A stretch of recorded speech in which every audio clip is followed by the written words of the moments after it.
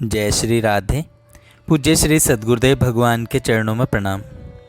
कल्याण पत्रिका से भगवान नाम के विषय में पूज्यपाद स्वामी श्री गंगेश्वरानंद जी महाराज कहते हैं, जिसको देखो उसी को मन ही मन प्रणाम करो और समझो कि सब में मेरे प्रभु ही विराजमान हैं। श्री भगवान नाम का निरंतर जप करो और प्रभु की मूर्ति का ध्यान करो। गृहस्थ लोग प्रायः कहा करते हैं कि हम भजन कैसे करें, हमें तो घर के झंझटों से अवकाश ही नहीं मिलता।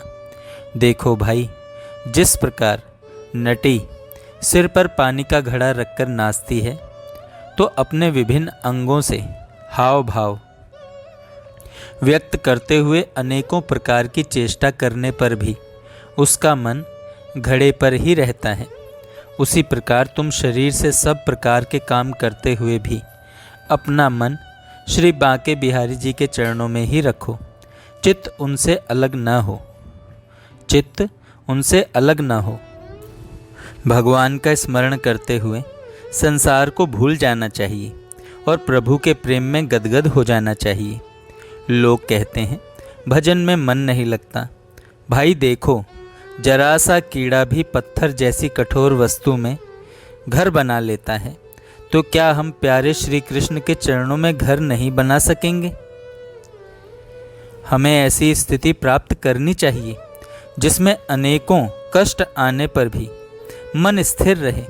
हमारे सामने जितने कष्ट आए उन्हें तप समझना चाहिए।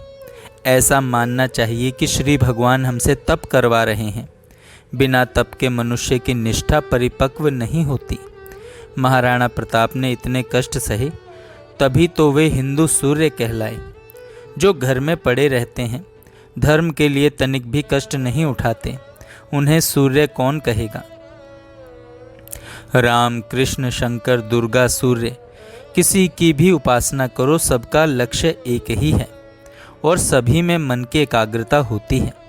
यदि प्रयत्न करने पर भी मन चंचल रहता है तो घबराओ मत।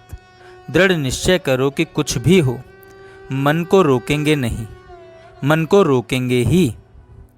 यदि लगे रहोगे तो एक दिन मन रुक ही जाएगा। यदि भजन में लगे रहोगे तो एक दिन मन रुक ही जाएगा। फिर दोबारा सुने, यदि प्रयत्न करने पर भी मन चंचल रहता है तो घबराओ मत। दृढ़ निश्चय करो कि कुछ भी हो, मन को रोकेंगे ही। यदि लगे रहोगे तो एक दिन मन रुक ही जाएगा।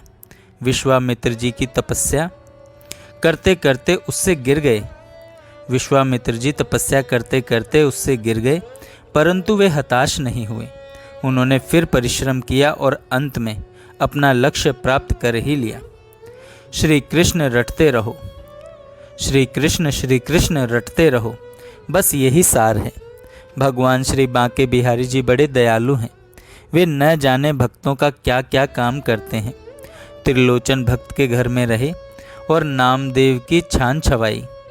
ऐसे कृपालु प्रभु को छोड़कर और किसका आश्रय लिया जाए? अपनी भावना को सर्वदा उन्नत बनाना चाहिए, कभी नीचे की ओर नहीं देखना चाहिए। मकड़ी जाले के आश्रय से ही नीचे उतरती है और फिर उसी को पकड़कर ऊपर चढ़ती है। उसी प्रकार तुम लौकिक नाम रूप की आसक्ति से नीचे गिरे हो, अतः भगवदीय नाम रूप के आश्रय से ही ऊपर चढ़ो। निरंतर भगवान का नाम लो और उनके रूप का चिंतन करो। एक बार स्वामी श्री राम तीर्थ जी से किसी अंग्रेज महिला ने कहा था कि महाराज, यदि आप कहें तो मैं आपके लिए एक बंगला बनवा दूं। तब स्वामी जी ने कहा, तुम राम को एक छोटे से बंगले में लाना चाहती हो, उसका तो यह सारा संसार ही बंगला है। देखो, निराकार प्रभु भक्तों के लिए साकार रूप में आया करते हैं।